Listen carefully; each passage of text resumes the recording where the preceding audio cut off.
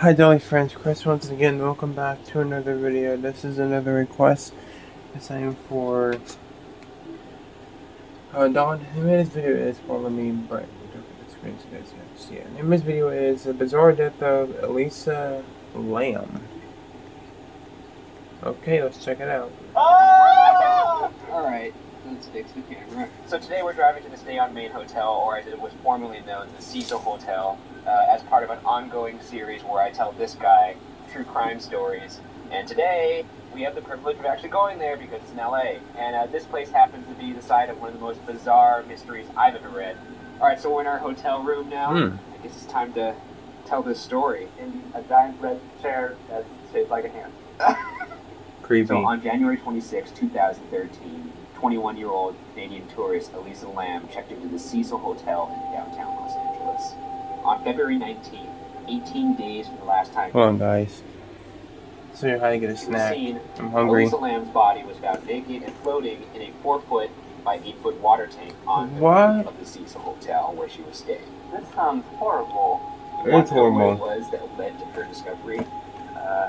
It was hotel guests complaining about the low water pressure from the hotel. One couple after the fact reported that the water would come out black before normalizing and that it had a bad taste. But didn't complain at the time because they thought that was normal for LA. Are you going to drink the water? No, I'm not going to drink the water. No, don't drink that. Come on, man. Cheers. You're savage. Tastes like? I mean, it has been 3 years.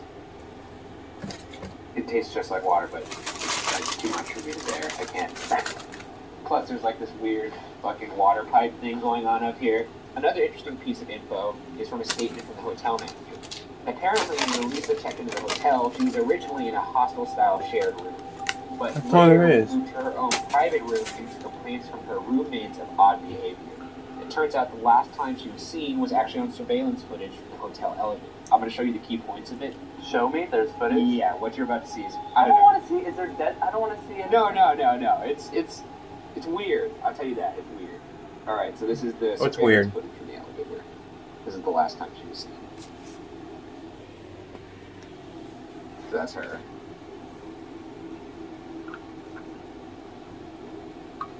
Like, why is she... Was she attacked? It like looks like she's hiding. I'm not sure what. Looks like someone was chasing her. But I feel like you wouldn't get out of the elevator if someone was chasing you.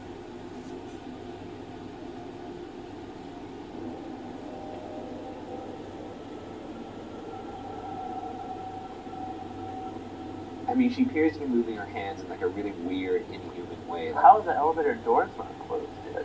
I have no idea. It almost looks like she's talking to somebody right now, right? Does it not look like she's talking to somebody directly in front of her? Yeah. I mean, not directly in front of her, down the hall, but... I mean, there's no one in front of her, so... Yeah, okay. That's the video. I mean, Point one, that's strange. That's I'll give you that. Super strange, right? That doesn't really give us any information. I mean, it gives you some theories, though. One of which was she was on hallucinogens or drugs. And while Elisa was in fact bipolar and reportedly took 4 different medications for that disorder, this theory that she was on hallucinogens or drunk was quickly rebuked by the fact that her toxicology test results came back with nothing in her system that could have contributed to her death. So, yeah, but that if she's bipolar just right there, that could explain why she was doing that. It's possible. Yeah. Another theory was that she was actually murdered, but the autopsy showed no visible signs of trauma on her body. So if evidence suggests that it wasn't foul play, it's all mysterious. Many wondered what could have led Elisa to actually climb the tank herself. And that's a good question because nobody knows. It's all a mystery. I mean, in fact, to get to the roof, Elisa would have to either A, climb up the fire escape, and there's 3 in the hotel, but you'd have to go out a window to do that. B, go through a locked rooftop door that would set off an alarm if open, and no alarm was heard that day. Once she even got up there, which at this point, after seeing that video, I think it's highly unlikely she was able to do that, but okay, fair enough, she got up there somehow. She would have to get on the tank platform, climb up a 10-foot ladder, open a 20-pound lid, get into the tank, and somehow close the fucking lid after she got in. And then you also gotta remember she was naked, so that means she either took her clothes off before, or the clothes never found. The clothes were found in the tank. So she must have taken the clothes off in the tank. What? Or they were thrown in. Or they were thrown in. Why would she go in the tank? This whole scenario to me is fishy. Yeah, it's not definitely fishy. For her to have done that all herself. This is making no sense, you guys. you're not going to like this, but I have to say it, is ghosts.